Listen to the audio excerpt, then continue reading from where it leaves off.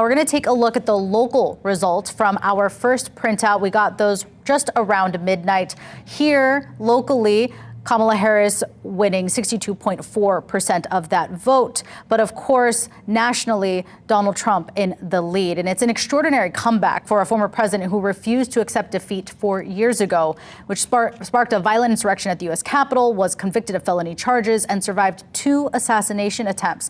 Trump winning crucial swing states, including Georgia, Pennsylvania, and North Carolina. And he will only be the second person in U.S. history to win 2 non-consecutive terms as commander-in-chief.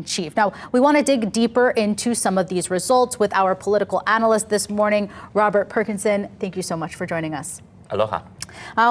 Let's talk about this presidential race. I think everybody thought it was going to be much closer. A lot of us were expecting to not have a winner this morning, and a lot of people calling it for Donald Trump. Yeah, he really outperformed the polls once again, and it's a pretty resounding victory for him. And I think it's less a victory for Trump, who is a candidate with extraordinary liabilities, than it was a rejection of the status quo and expression of anger about inflation, especially.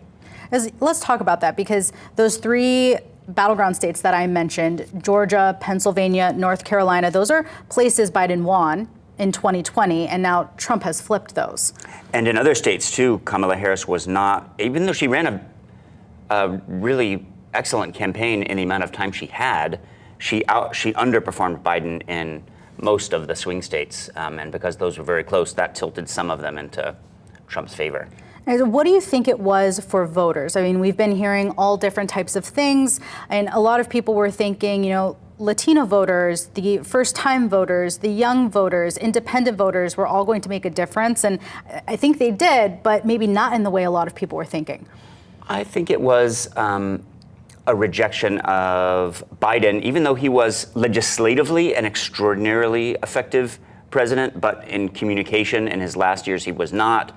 Inflation really stuck in people's craw. Like, the Fed managed this soft landing, like inflation is under control, but it doesn't feel like that when you're at the supermarket and a box of Cheerios costs $8. That reminds you every single day that you're paying a lot more for what you were paying less for before. And that was very difficult for a Democrat to overcome, and Harris wasn't able to do it.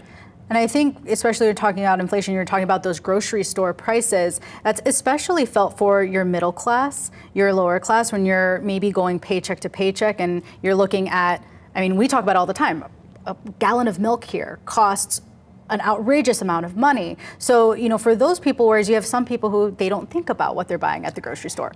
Yeah, and there are these macroeconomic statistics that show the American economy is doing great, unemployment is low, growth is up, inflation is under control. All of that is kind of extraordinary, but for individual Americans in the middle class and below, their wages have not gone up that much. Housing prices have gone through the roof. Higher education prices are still out of reach, and now with a gallon of milk costing $10, as it can sometimes, that it just seems too much to bear.